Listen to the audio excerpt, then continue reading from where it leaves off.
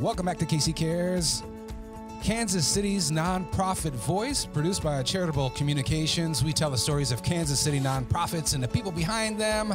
Proudly produced. They're sponsored by Ewing Marion Kaufman Foundation. I am Bobby Keys. And I'm Ruth Baum-Biggett. And safely distanced, but close anyway. Close to the nonprofit community. That's all that matters. And the nonprofit community is busier than ever. And we're fortunate to catch the time of one executive director and CEO that I think probably is busier than ever, and that is Don Goldman with Jewish Family Services. Welcome, Don. Hi, Ruth. How are you? Hi, Bobby. We're doing okay. We're in safe places, and we've still got things to do, but we want to talk about Jewish Family Services and what's going on with all of you right now during this crazy time of health concern. Well, it's been an incredibly interesting, I would say, 2 months. I think we're closing on 2 months, 7 or 8 weeks of time since this all began in early to mid-March. If I go back to the beginning, we, first of all, just had to rebuild ourselves over a weekend. Our whole philosophy at Jewish Family Services, is to help people close up and get to know them and chit-chat with them, because the way you can help people the most is you kind of need to, they have to trust you, you trust them. And the way you do that is by getting close and personal and friendly. And we are trying to keep that same philosophy being distant. And that's been a challenge. And we had to figure out how to do that over a weekend. And then roll that out over the next couple of weeks. But we never closed, in the sense, while our buildings are closed, we never stopped offering services. We left on a Friday in our moderately normal mode and opened on a Monday in a more distant mode. So the first thing that we had to change really was our food pantry. We had to, started with a pantry, which is like a small shopping, like a little grocery store. We have 2 pantries in town, one out south in Overland Park, Virginia, and one in Brookside. And people would come in and shop with volunteers and talk about issues of why they were at the pantry, why they needed help, and what else we could do to help them. And we had to convert that to, by the middle of the next week, we were using drive-up service. Where we would put food in your car and keep distance. And so we were able to do that, and at the same time able to expand our services. But we had to do that, again, in a more distant way, and we're still working on how we stay close with them and talk with them. So what's it like if somebody is a client and you're keeping that flow going? I mean, tell us like the nuts and bolts of what you've had to do to shift.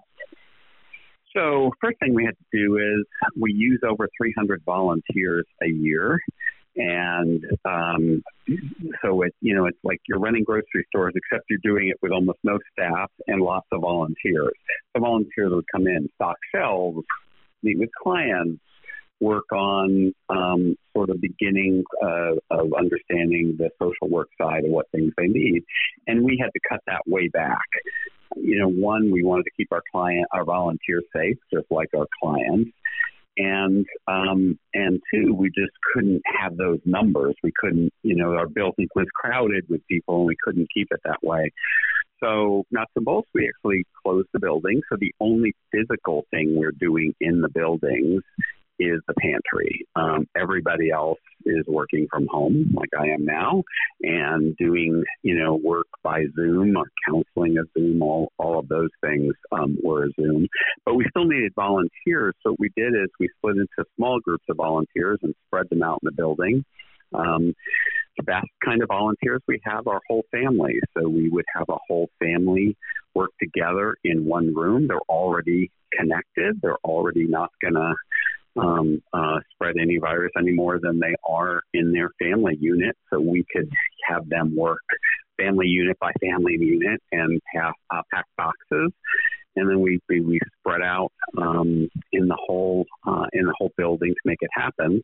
They would pack the boxes up and then get them ready, and different volunteers would come in the day, actually hand them to the people in their cars as they came in, and they'd be on their way. So it works. It's just a little more challenging, and it was a really big change in our model. What we're working on now is to give them choice in this way, because when people come in the other way, when they shop, they go like you and I might go in a grocery store and they say, today I want corn, or I want green beans, or whatever is on the shelf.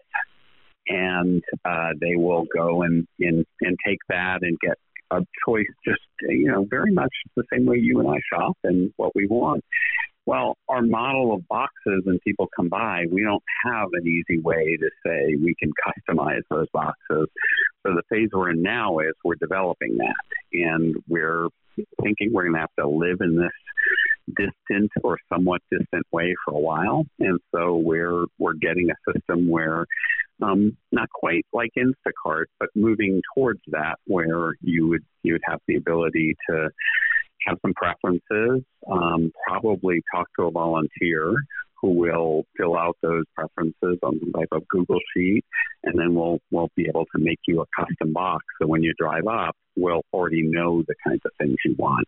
Not quite the store, but many of us that's how we're shopping too.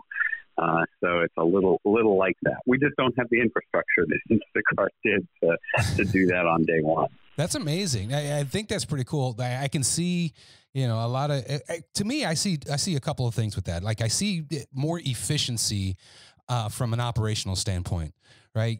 Or maybe lower overhead. I don't know if that's true, but it almost seems like you'd be able to help more people in a certain way, having to adjust like that, which I know it's extremely difficult, but do you see anything like that happening, like a positive? Here are some positives. I can see it in a couple of places that, we'd all look for some positives out of this, right? And even if we don't want to, there's some things that are negatives about, we like to be able to get to know people better, and the volunteers get to know clients. And we don't have that. But you're right, we can serve people quicker. So the first time we did this and we had people drive up for food, I think it took an hour and a half, where it would have been 6 or 7 hours of people shopping. And I think that was like, the people who were doing this were like, oh, wow, this part's going to be quicker. Now, somebody had spent hours putting those boxes together on a different day. But there are some nice things. I think one thing, in addition to the efficiency, we know is this is going to be an option going forward. That's why, even though we hope to get back to a time where some people can come into our grocery store and we can have that more personal touch, the fact is we are doing more deliveries now, and that may continue, and we'll also probably keep Drive Up as a model. So if somebody says, hey, I don't have time for this, to shop during the day or when you're open, but if you can tell me a window I can drive up, that would be great. Just like you and I have an option to get delivery or drive up service, so we'll do it. The other thing in a different kind of service is, I remember when we talked about potentially doing remote counseling. We do mental health counseling, and there's been a growing need in the current world for that. If you had talked to our therapist 3 or 4 months ago and said, hey, we're going to be doing Zoom therapy, they would have been like, nah, I don't know. I think it would have been very skeptical. Well, over that weekend, they converted. We activated Zoom accounts, and by the end of that week, we were busy. Everybody was on board doing Zoom therapy. And while I think they would tell you it's not as good, I think it will be an offering long term, because, what if you can't come in? And currently you would, in the old world, you'd cancel. Or let's say, I'm not sick, but I'm not feeling great, and I don't feel like getting there, and so I'll cancel. Now our cancellation rate has gone to near zero. People So I think because people think, well, I may not be feeling well, but I really want to talk to my therapist, and I don't have to get, I have to throw on a shirt. I don't have to get super dressed up, and I don't have to feel great, and I don't have to get in the car. So that's another thing that we think will keep, that even though we hope to go back to the time when we can have in-person therapy, we plan to keep Zoom therapy as an option. Yeah, I think that, to me, that kind of goes along with, right in stride with telemedicine as a whole. And then as far as the volunteers, I was curious. There's such a dichotomy, right? You got to be safe and you got to stay home, but you also, it almost seems like in everybody, but that passion, that feeling of, like I got to help and got to give, do you see, how has that affected your volunteers? Like, do you see more, do you have more help, or do you need more help in a volunteer area? So we have great volunteers. I told you, like, over 300 in the pantry. I think nearly 600 total who work there, and they are dedicated. And I think a lot of them were frustrated early on, which is we don't have a place for as many volunteers because we needed to keep them safe. So we've actually spent the last couple of months in developing more work for them, but their passion hasn't gone away, and they want to do more and more. A few weeks ago, we introduced a new volunteer program called Calling Connections, where volunteers got training, and they are calling isolated older adults who are home alone, in many of the cases have no one else that they are with, and checking in on them. And while many of these clients, not all of them, have care managers who they work with check in, some of them don't currently, and others still can't. Care managers don't have enough capacity to check on them with them multiple times a week. So we started making calls. I think to date we've made over 100 calls. And I've read some of the output. One of the things we're doing in the call is not just saying hi, but checking in on them. What do they need? Do they need food? Are they getting out? Do they need to see a doctor? Do they have what they need to do telehealth? And we're, in some of these cases, there are now volunteers who are checking in on them every week because they don't have somebody else to check in on them. And some people have said, no, I'm fine. And others have said, I really could use more food, and they're connected to our pantry and get a delivery, or they're connected to a care manager. So we're seeing great opportunities to volunteer. Another thing that I can just think about for Giving Tuesday, we're creating these care bags for older adults that we're going to give out at the end of the month. Things with, besides things like masks and all, we're also giving them puzzles and things to coloring books, stuff that they could use just to entertain themselves while they're inside.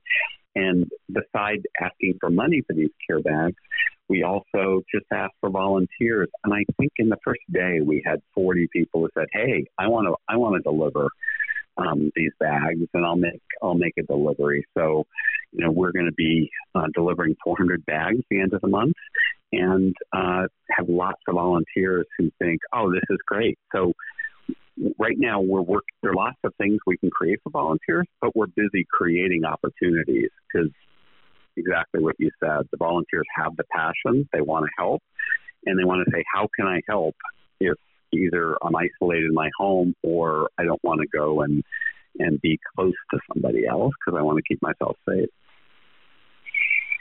Organizationally, how are you able to pull this together? I think sometimes other nonprofits struggle with, this is a big nut. How do I do it? What you the right thing to do is have a great staff. That's how you do it.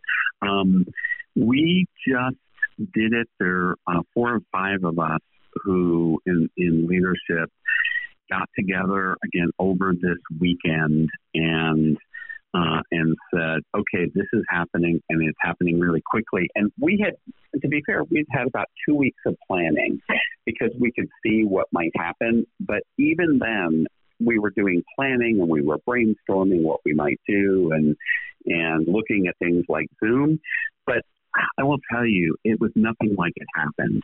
like we felt, hey, we're ahead of it. We had some brainstorming sessions. We began to put some plans together. And then this happened overnight. And I don't know if you both felt this way, but it happened in a way that was so much quicker than we ever could think it would. Yeah, it was just incredible actually living through it. And when it happened, then 2 days later, you thought, oh, that wasn't enough and you need to do more. And then 2 days. So we had a core group of us in leadership, and we worked through the weekend, brought other people together, and I think changed our mind 2 or 3 times over that weekend at how we were going to launch. And by Monday morning, we both launched new programs, but also communicated. And then the leadership team basically had a call every day. Recently, 7:30 call and an 8 a.m. call, and actually we finally moved it to a later call. And it's just in this last week, it's not every day anymore. Now it's just twice a week because we've gotten to a new normal. And then every team got together, had a leader of a team, got together and worked on we had a general vision for how we were going to do it, and worked on the program areas and implemented it. And what made it work is, we had a really dedicated team. They care about what they do. They want to make it work. And we all just worked incredibly hard and got through the first few weeks. And once we got through it, we thought, okay, we just have to operate this way. So what you really want to do is have a great staff. How can folks reach out to you if they need help? What's the best way? If they, food, everything, there's so much happening. So there's a lot happening. First of all, if you have needs or know someone who have needs, you should reach out to us. Check out our website, jfskc.org. That's jfskc.org. Call our main number, 913-327-8250, or even email at navigator@jfskc.org. And if you know someone who needs help, if you need help, if you want to volunteer, reach out to any of those things, and we are happy to help you, help somebody else that you know, or help find a great volunteer opportunity for you, because we need all of those things. Don, thanks so much for your time. Really, really appreciate it, and best of luck as JFS continues to meet the needs in our community. I appreciate it. Thanks to you both for having me on. Inspired by Ewan Marion Kaufman, the Kaufman Foundation believes that every person, regardless of their background, should have the opportunity to learn, to take risks, and to own their success. Working together with our Kansas City community and beyond, we take on approaches that break down barriers, providing people with the necessary skills throughout life to make or take a job and ultimately give back to their community. By listening to the communities we serve, tap into our learnings and relationships, and bring everyone together to build and support programs that improve education, boost entrepreneurship, and help Kansas City thrive. Learn more at Kaufman.org.